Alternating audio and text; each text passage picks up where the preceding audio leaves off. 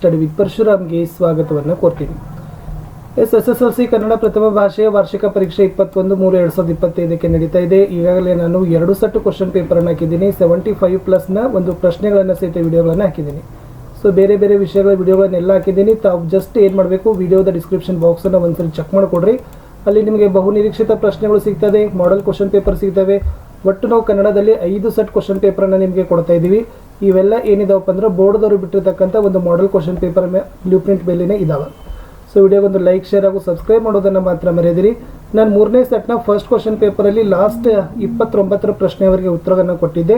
ಇವತ್ತು 30ರಿಂದ ಲಾಸ್ಟ್ 45ರವರೆಗೆ ಇರ್ತಕ್ಕಂಥ ಪ್ರಶ್ನೆಗಳಿಗೆ ಉತ್ತರವನ್ನು ನೋಡೋಣ. ಎಲ್ಲರೂ ವಿಡಿಯೋನ ಲೈಕ್, ನಿಮ್ಮ ಗೆಳೆಯರಿಗೆ ಒಂದು ಶೇರ್. ನೀವು ಫಸ್ಟ್ ಟೈಮ್ ವಾಚ್ ಮಾಡ್ತಿದ್ರೆ ಸಬ್ಸ್ಕ್ರೈಬ್ ಮಾಡೋದನ್ನು ಮಾತ್ರ ಮರೆಯದಿರಿ. ನಮ್ಮದೇ ವಾಟ್ಸಪ್ ಚಾನಲ್ ಅದ, ಟೆಲಿಗ್ರಾಮ್ ಗ್ರೂಪ್ ಅದ, ಲಿಂಕನ್ನು ಕೊಟ್ಟಿದ್ದೀನಿ. ಅದಕ್ಕೆ ಬಂದು ಜಾಯ್ನ್ ಆಗಿ ಅಲ್ಲಿ PDF ಶೇರ್ ಮಾಡ್ತಾರೆ. ಸೊ ಪ್ರಶ್ನೆ 30, ಪದ್ಯ ಭಾಗ ಕೊಟ್ಟಿದ್ದಾರೆ. ಘನ ಪ್ರಸ್ತಾರ ಹಾಕಿ ಘನ ವಿಭಾಗ ಮಾಡಿ ಛಂದಸ್ಸಿನ ಹೆಸರನ್ನು ಬರಿಬೇಕು. ಸೊ ಎತ್ತನ ತುರಂಗಮಿದು ಪಕ್ಕು ಪೋದೋಟಮಂ ತೊತ್ತ ತುಳಿದುದು ವಾಲ್ಮೀಕಿ ಮುನಿನಾಥನೇ ಹೊತ್ತು ಮಾರೆ ದಂದನೆಗೆ ನೇಮಿಸಿ ಪೊದ್ದನ ದಿಪ್ಪಂ ಕರೆಸಲಾಗಿ ಅಂತ ಇದೆ. ಸೊ ಇದು ವಾರ್ಧಕ ಷಟ್ಪದಿ ಆಗ್ತದೆ. ಇದು ಮಾತ್ರಾಗನ ಆಧಾರಿತವಾಗಿ ಅಂತ ಬರೀರಿ. ಫಸ್ಟ್ 2 ಸಾಲಿನಲ್ಲಿ ಏನು ಬರಬೇಕು, 5 ಮಾತ್ರೆ 4 ಗಣಗಳು ಬರಬೇಕು, ಅಂದರೆ 20. 3ನೇ ಸಾಲಿನಲ್ಲಿ 5 ಮಾತ್ರೆ 6 ಗಣಗಳು ಬೇಕು. ಲಾಸ್ಟ್ ಒಂದು ಏನು ಬರಬೇಕು ಅಂದ್ರೆ ಗುರು ಬರಬೇಕು. ಇಷ್ಟು ಹಾಕಿದರೆ ನಿಮಗೆ 3 ಮಾರ್ಕ್ಸ್ಗಳನ್ನು ಏನು ಮಾಡ್ತಾರೆ, ಕೊಡ್ತಾರೆ. ಲಘು ಗುರುಗಳನ್ನು ತಪ್ಪದೇ ಹಾಕಬೇಕು. ಮುಂದಿನ ಪ್ರಶ್ನೆ, ಅಲಂಕಾರ ಇದೆ. ಅಲಂಕಾರವನ್ನು ಹೆಸರಿಸಬೇಕು, ಲಕ್ಷಣವನ್ನು ಬರೆದು ಸಮನ್ವಯವನ್ನು ಮಾಡಬೇಕು. 3 ಅಂಕದ ಪ್ರಶ್ನೆ. ಅಚೋದ್ಯ ಸರೋವರವು ತ್ರೈಲೋಕ್ಯ ಲಕ್ಷ್ಮಿಯು ತನ್ನ ಸೌಂದರ್ಯವನ್ನು ನೋಡಲು ಮಾಡಿಟ್ಟ ರನ್ನಗನ್ನಡಿಯೋ ಎಂಬಂತೆ ಶೋಭಿಸಿತು. ಸೊ ಇದು ಉತ್ಪ್ರೇಕ್ಷ ಅಲಂಕಾರ ಅಂತಕ್ಕಂಥದ್ದು ಆಗ್ತದೆ. ಓಕೆನಾ. ಸೊ ಇದು ಏನು ಉತ್ಪ್ರೇಕ್ಷ ಅಲಂಕಾರಪ್ಪ ಅಂತಂದರೆ, ಉಪಮೇಯವಾದ ವಸ್ತುವನ್ನು ಅಥವಾ ಸನ್ನಿವೇಶವನ್ನು ಉಪಮಾನವಾದ ವಸ್ತುವನ್ನಾಗಿ ಅಥವಾ ಸನ್ನಿವೇಶವನ್ನಾಗಿ ಕಲ್ಪಿಸೋದು ಉತ್ಪ್ರೇಕ್ಷ ಅಲಂಕಾರ ಅಂತ ಕರಿತೀವಿ. ಇಲ್ಲಿ ಉಪಮೇಯ ಅಚೋದ್ಯ ಸರೋವರ ಅದ, ಉಪಮಾನ ರನ್ನಗನ್ನಡಿ ಅಂತಕ್ಕಂಥದ್ದು ಅದ. ಸಮನ್ವಯ ಉಪಮೇಯವಾದ ಅಚೋದ್ಯ ಸರೋವರವನ್ನು ಉಪಮಾನವಾದ ರನ್ನಗನ್ನಡಿ ಎಂಬುದಾಗಿ ಸಂಭಾವಿಸಿ ಕಲ್ಪಿಸಲಾಗಿದೆ ಅನ್ನೋದನ್ನು ಬರೀರಿ. ಸೊ ನಾನು ಇಲ್ಲಿ ನಿಮಗೆ ಎಲ್ಲ ಉದಾಹರಣೆಗಳನ್ನ ಕೊಡ್ತಾ ಇದ್ದೀವಿ. ಉಪಮಾಲಂಕಾರ ಕೊಟ್ಟಿದ್ದೀವಿ, ರೂಪಕ ಅಲಂಕಾರ ಕೊಟ್ಟಿದ್ದೀವಿ, ಈಗ ಉತ್ಪ್ರೇಕ್ಷ ಅಲಂಕಾರ, ನೆಕ್ಸ್ಟ್ ದೃಷ್ಟಾಂತ ಮತ್ತು ಅರ್ಥಾಂತರನ್ಯಾಸ. ಸೊ ಎಲ್ಲವನ್ನೂ ಕೂಡ ನಿಮಗೆ ಒಂದೊಂದು ಪ್ರಾಕ್ಟೀಸನ್ನು ಮಾಡಿಸ್ತೀವಿ. ಇನ್ನು ಮುಂದೆಂದು ಗಾದೆ ಮಾತಿದೆ. ಯಾವುದಾದ್ರೂ ಒಂದು ಗಾದೆ ಮಾತಿನ ಮಹತ್ವವನ್ನು ವಿಸ್ತಾರದೊಂದಿಗೆ ಬರೀಬೇಕು. ಮಿಂಚಿ ಹೋದ ಕಾಲಕ್ಕೆ ಚಿಂತಿಸಿ ಫಲವಿಲ್ಲ ಅಂತ ಕೊಟ್ಟಿದ್ದಾರೆ. ಸೊ ಯಾವುದೇ ಒಂದು ಗಾದೆ ಮಾತನ್ನು ಬರೀಬೇಕಾದ್ರೆ ಸ್ನೇಹಿತರೆ, ಫಸ್ಟ್ ಈ 3 ಸಾಲುಗಳನ್ನು ಪ್ರಸ್ತಾವನೆಯನ್ನು ಯಥಾವತ್ತಾಗಿ ಬರೀರಿ. ಗಾದೆ ವೇದಗಳಿಗೆ ಸಮಾನ. ಗಾದೆ ಹಿರಿಯರು ಮತ್ತು ಜನಪದರ ಜೀವನದ ಅನುಭವದ ನುಡಿಮುತ್ತುಗಳು. ಗಾದೆಗಳು ಆಕಾರದಲ್ಲಿ ವಾಮನನಾದರೂ ಅರ್ಥದಲ್ಲಿ ತ್ರಿವಿಕ್ರಮನಂತೆ. ಮಿಂಚಿ ಹೋದ ಕಾಲಕ್ಕೆ ಚಿಂತಿಸಿ ಫಲವಿಲ್ಲ ಎಂಬ ಈ ಗಾದೆ ಪ್ರಸಿದ್ಧವಾದ ಗಾದೆ ಮಾತಾಗಿದೆ ಅನ್ನೋದನ್ನು ಬರೆದು, ಸೊ ನೀವೇನು ಮಾಡಬೇಕು, ಒಬ್ಬ ವ್ಯಕ್ತಿ ಅಥವಾ ಒಬ್ಬ ವಿದ್ಯಾರ್ಥಿ ಜೀವನದಲ್ಲಿ ಅಂದರೆ ಸಮಯ ಗತಿಸಿ ಹೋದ ಮೇಲೆ ಏನೆಲ್ಲ ಪಶ್ಚಾತ್ತಾಪ ಪಡಬೇಕಾಗ್ತದೆ, ಸಮಯ ಇದ್ದಾಗ ನಾವು ಕೆಲಸವನ್ನು ಮಾಡಿ ಹೇಗೆ ಸಾಧಕರನ್ನಾಗಿ ಮಾಡಬೇಕು ಅನ್ನೋದನ್ನು ಸಿಂಪಲ್ ಆಗಿ ಒಂದು 6-7 ಸಾಲುಗಳಲ್ಲಿ ನೀವೇನು ಮಾಡಬೇಕು, ನಿಮ್ಮ ವಿದ್ಯಾರ್ಥಿ SSLC ಘಟ್ಟವನ್ನು ತೆಗೆದುಕೊಂಡು ನೀವು ಬರೆದ್ರೆ ಒಳ್ಳೆಯ ಅಂಕಗಳನ್ನು ನಿಮಗೆ 3ಕ್ಕೆ 3 ಕೊಡ್ತಾರೆ. ಒಟ್ಟ ಇಲ್ಲಿ ಟೈಮ್ ವೇಸ್ಟ್ ಬಗ್ಗೆ ಬರೀಬೇಕಾಗಿದೆ. ಸಮಯ ಹಾಳು, ಸಮಯದ ಉಪಯೋಗತೆಯನ್ನು ಈ ಮಿಂಚಿ ಹೋದ ಕಾಲಕ್ಕೆ ಚಿಂತಿಸಿ ಫಲವಿಲ್ಲ ಗಾದೆ ಮಾತಿನಲ್ಲಿ ಬರೀರಿ. ಮುಂದಿನ ಗಾದೆ ಮಾತಿದೆ, ತುಂಬಿದ ಕೊಡ ತುಳುಕುವುದಿಲ್ಲ ಅಂತ ಇದೆ. ಸೊ ಇದರ ಅರ್ಥ ಏನಪ್ಪ ಅಂದರೆ ಪರಿಪೂರ್ಣತೆ ಅಂತ ಕರೀತಾರೆ, ಪರ್ಫೆಕ್ಟ್ನೆಸ್. ಯಾವುದೂ ಕೂಡ ನಾವೇನು ಮಾಡಬೇಕಪ್ಪ ಅಂದ್ರೆ ಅರ್ಧ ತಿಳಿದುಕೊಳ್ಳಬಾರ್ದು. ಹಾಫ್ ನಾಲೆಜ್ ಇಸ್ ಡೇಂಜರಸ್ ಅಂತಾರಲ್ಲ. ಸೊ ಅದಕ್ಕಾಗಿ ಯಾವುದಾದ್ರೂ ಒಂದು ವಿಷಯದ ಕುರಿತು, ಘಟನೆ ಕುರಿತು ಪೂರ್ವಾಪರವನ್ನು ಅಳಿತುಕೊಳ್ಳಲಾರದೆ ನಿರ್ಧಾರವನ್ನು ಮಾಡಬಾರದು. ಆಮೇಲೆ ಸಂಪೂರ್ಣವಾದ ಜ್ಞಾನ ಮತ್ತು ತಿಳುವಳಿಕೆಯನ್ನು ಪಡಿಬೇಕು ಅನ್ನೋದನ್ನು ಈ ಗಾದೆ ಮಾತಿನಲ್ಲಿ ಬರೀಬೇಕು. ಇದು ಕೂಡ ಸೇಮ್ ಫಸ್ಟ್ ಒಂದು 3 ಸಾಲು ಪ್ರಸ್ತಾವನೆಯಲ್ಲಿ ಬರೀರಿ. ಆಮೇಲೆ ಮೌಲ್ಯಗಳನ್ನು ನೀವೇನು ಮಾಡಬೇಕು ಅಂದರೆ ಜ್ಞಾನಿ ಮತ್ತು ಅರೆಬರೆ ತಿಳಿದವನಿಗೆ ಹೋಲಿಕೆ ಮಾಡಿ ಇಲ್ಲಿ ಬರೆದಿದ್ದಾರೆ ಅನ್ನೋದನ್ನು ನೀವೇನು ಮಾಡಿರಿ, ಬರೀರಿ. ಸೊ ಬಸವಣ್ಣನವರ ಒಂದು ವಾಕ್ಯವನ್ನು ಕೂಡ ಅವರು ಏನು ಮಾಡಿದಾರಪ್ಪ ಅಂದ್ರೆ ಕೊಟ್ಟಿದ್ದಾರೆ. ಸೊ ನಿಮಗೆ ಅನ್ವಯವಾಗಿರ್ತಕ್ಕಂಥ, ನಿಮಗೆ ತಿಳಿದ ಮಟ್ಟಿಗೆ ಒಂದು ಅರ್ಥಪೂರ್ಣವಾಗಿರ್ತಕ್ಕಂಥ ವಾಕ್ಯಗಳಲ್ಲಿ ಬರೆದ್ರೆ 3 ಮಾರ್ಕ್ಸ್ ಗ್ಯಾರಂಟಿ ಕೊಡ್ತಾರೆ. ಇನ್ನು ಮೋಸ್ಟ್ ಇಂಪಾರ್ಟೆಂಟ್, ನಿಮಗೆಲ್ಲ ಕನ್ಫ್ಯೂಸ್ ಆಗ್ತಕ್ಕಂಥವು ಇಲ್ಲೇ ಯಾವುದಪ್ಪ ಅಂದ್ರೆ ಸಂದರ್ಭ. ಸೊ ನಾನು 75 ಮಾರ್ಕ್ಸ್ ಬಹುನಿರೀಕ್ಷಿತ ಪ್ರಶ್ನೆಗಳಲ್ಲಿ ಪಾಠದ ಒಳಗಿನ ಸಂದರ್ಭದ ಸಾಲುಗಳನ್ನು ಹಾಕಿದ್ದೀನಿ. ಅದನ್ನು ನೋಡಿದರೆ ಸಾಕು. ಸೊ ಗದ್ಯದಲ್ಲಿ ಹಾಕಿದ್ದೀವಿ, ಪದ್ಯದಲ್ಲಿ ಲೈನಪ್ ಮಾಡ್ತಾರೆ. ಸೊ ಅದನ್ನು ಖಂಡಿತವಾಗಿ ನೋಡ್ಕೊಡ್ರಿ, ಮಿಸ್ ಮಾಡೋಕ್ಕೆ ಹೋಗಬೇಡಿ. ಪ್ರತಿಯೊಂದನ್ನು ಕೂಡ ನಾವೇನು ಮಾಡಿದ್ವಿ, ಪಿನ್ ಟು ಪಿನ್ನನ್ನು ಕೊಟ್ಟಿದ್ದೀವಿ. ಬೆಳಕಿಗೊಲಿದವರ ಉರಿಯುವ ಬತ್ತಿಯ ಕರುಕ ಕಾಣರು ಇದೆ. ಸೊ ಫಸ್ಟ್ ಯಾವಾಗಲೂ ಆಯ್ಕೆ ಬರೀಬೇಕು, 2ನೇದು ಸಂದರ್ಭ ಬರೀಬೇಕು, 3ನೇದು ಸ್ವಾರಸ್ಯವನ್ನು ಬರೀಬೇಕು. ಅವಾಗ ನಿಮಗೆ ಏನು ಮಾಡ್ತಾರಪ್ಪ ಅಂದ್ರೆ 3 ಮಾರ್ಕ್ಸ್ ಕೊಡ್ತಾರೆ. ಆಯ್ಕೆ ಏನದ, ಪೂತಿ ನರಸಿಂಹಾಚಾರ್ಯ ಅವರು ಬರೆದಿರುವ ಶಬರಿ ಗೀತ ನಾಟಕದಿಂದ ಆಯ್ದ ಶಬರಿ ಎಂಬ ಗದ್ಯ ಪಾಠದಿಂದ ಆರಿಸಲಾಗಿದೆ. ಸೊ ಸಂದರ್ಭ ಏನಪ್ಪ ಅಂದ್ರೆ ಈ ಮಾತು ರಾಮ ಲಕ್ಷ್ಮಣನಿಗೆ ಹೇಳ್ತಾನೆ. ರಾಮನ ದರ್ಶನ ಭಾಗ್ಯದಿಂದ ಸಂತುಷ್ಟಳಾದ ಶಬರಿ ಮೋಕ್ಷಕ್ಕೆ ಪ್ರಾಪ್ತಳಾದ ನಂತರ ರಾಮನು ಈ ಪ್ರಪಂಚ ಶಬರಿಯನ್ನು ಮರೆಯೋದು ಸಾಧ್ಯವಿಲ್ಲ ಎಂದಾಗ ಲಕ್ಷ್ಮಣ, ಅಣ್ಣ, ಶಬರಿ ಮಗುವಿನಂತೆ ಇಷ್ಟವಾದಳು, ನಮ್ಮನ್ನು ನೋಡುತ್ತಲೇ ಬಹಳ ಆನಂದ ಪಟ್ಟಳು ಎಂದು ಶಬರಿಯ ಗುಣಗಾನ ಮಾಡಿದಾಗ ರಾಮ ಹೀಗೆ ಹೇಳ್ತಾನೆ. ಬೆಳಕಿಗೆ ಒಲಿದವರ ಉರಿಯ ಬತ್ತಿಯ ಕೊರುಕ ಕಾಣರು ಅಂತ. ಸ್ವಾರಸ್ಯ ಏನಪ್ಪ ಅಂದ್ರೆ, ಬೆಳಕು ಇಷ್ಟಪಡುವವರು ಉರಿಯುವ ಬತ್ತಿಯ ಕಪ್ಪನ್ನು ನೋಡೋದಿಲ್ಲ ಎಂಬ ಮಾತು ಶಬರಿಯ ರಾಮಭಕ್ತಿಯ ಶ್ರೇಷ್ಠತೆಯನ್ನು ಬಹು ಸ್ವಾರಸ್ಯವಾಗಿ ಇಲ್ಲಿ ಕೊಟ್ಟಿದ್ದಾರೆ. ಮುಂದಿನ ವಾಕ್ಯ, ಹಾಗಾದರೆ ಎಲ್ಲರಿಗೂ ಮನೆ ಆಗುವವರೆಗೆ ನನಗೂ ಮನೆ ಬೇಡ. ಸೊ ಇದು ವೆರಿ ಪಾಪ್ಯುಲರ್ ಆಗಿರ್ತಕ್ಕಂಥದ್ದು.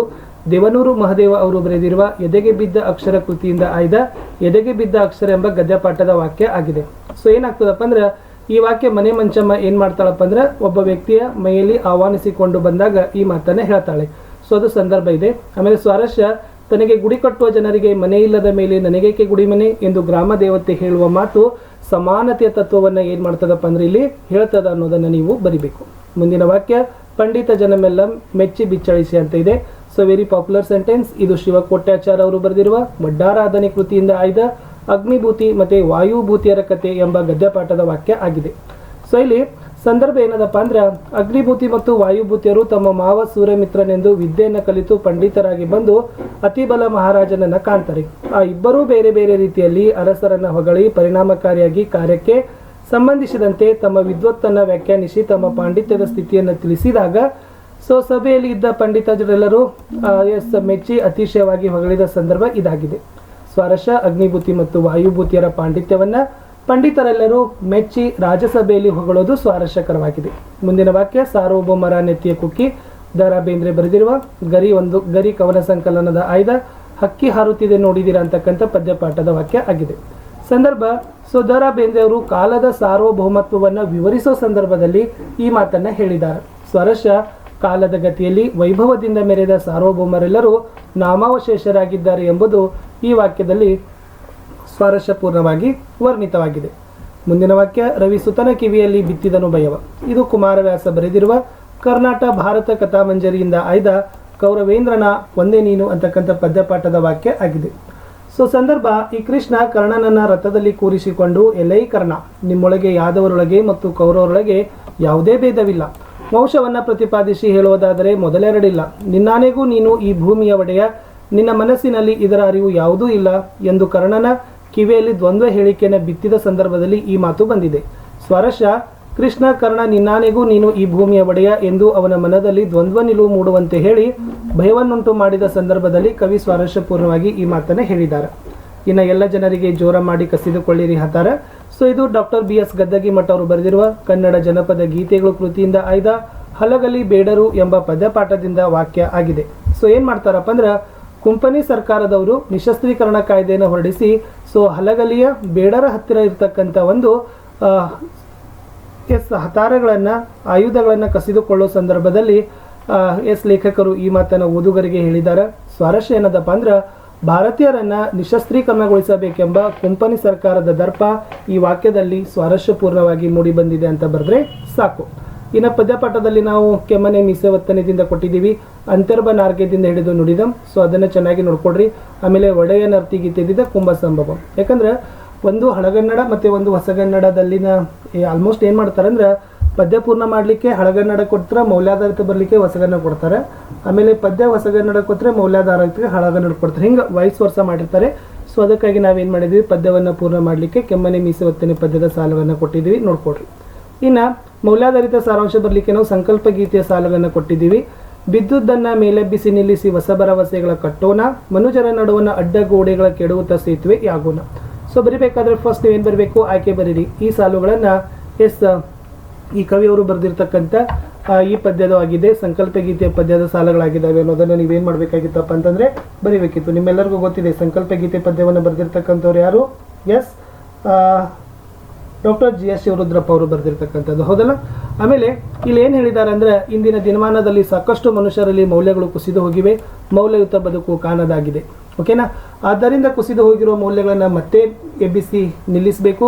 ಬಡತನ, ಅಜ್ಞಾನ, ಮೂಢನಂಬಿಕೆ, ಧರ್ಮ, ಭಾಷೆ, ಜಾತಿಗಳಿಂದ ಶೋಷಣೆಗೊಳಗಾದ ಜನರನ್ನು ಎಲ್ಲರಂತೆ ಸಮಾನವಾಗಿ ಬದುಕಲು ಆಸರೆ ನೀಡಿ ಮೇಲೆ ತರಬೇಕು. ಅವರ ಮನಸ್ಸಿನಲ್ಲಿ ಪರಸ್ಪರ ಹೊಂದಾಣಿಕೆಯಿಂದ ಬದುಕುವ, ನಾವೆಲ್ಲರೂ ಒಂದೇ ಎಂಬ ಭಾವನೆಗಳು ಮೂಡುವಂತೆ ಹೊಸ ಭರವಸೆಗಳನ್ನು ಕಟ್ಟಿಕೊಡ ಹಾಗೆಯೇ ಪ್ರಸ್ತುತ ದಿನಗಳಲ್ಲಿ ಧರ್ಮಾಂಧತೆ ಜಾತೀಯತೆಯಿಂದ ಸಹಬಾಳ್ವೆ ವಿಘಟನೆಯಾಗುತ್ತಿದೆ. ಮನುಜರ ನಡುವೆ ಇರುವ ಧರ್ಮ, ಜಾತಿ, ಪಂಗಡ ಇತ್ಯಾದಿ ಭೇದ ಭಾವಗಳನ್ನು ಹೋಗಲಾಡಿಸಿ ಐಕ್ಯದಿಂದ ಪ್ರಯತ್ನಶೀಲರಾದಾಗ ಬಲವರ್ಧಿಸುತ್ತದೆ. ಆದ್ದರಿಂದ ಮನುಷ್ಯರ ನಡುವೆ ಜಾತಿ ವರ್ಣಗಳಿಂದ ಆವೃತ್ತವಾದ ಅಡ್ಡಗೋಡೆಗಳನ್ನು ಕೆಡವಿ ಹಾಕಬೇಕು, ಮನೋಭಾವನೆಗಳನ್ನು ಬಿಡಬೇಕು, ಭೇದ ಭಾವಗಳನ್ನು ಹೋಗಲಾಡಿಸಿ ವಿಶ್ವದ ಜನರೆಲ್ಲರೂ ಒಂದಾಗಿಸುವ ಪ್ರೀತಿಯ ಸ್ನೇಹದ ಸೇತುವೆಯನ್ನು ನಿರ್ಮಿಸೋಣ ಎಂದು ಕವಿ ಜಿ ಎಸ್ ಶಿವರುದ್ರಪ್ಪನವರು ಹೇಳಿದ್ದಾರೆ. ಸ್ವಲ್ಪ ಮೌಲ್ಯ ಅಂತ ಲಾಸ್ಟ್ ಬರೀಬೇಕು.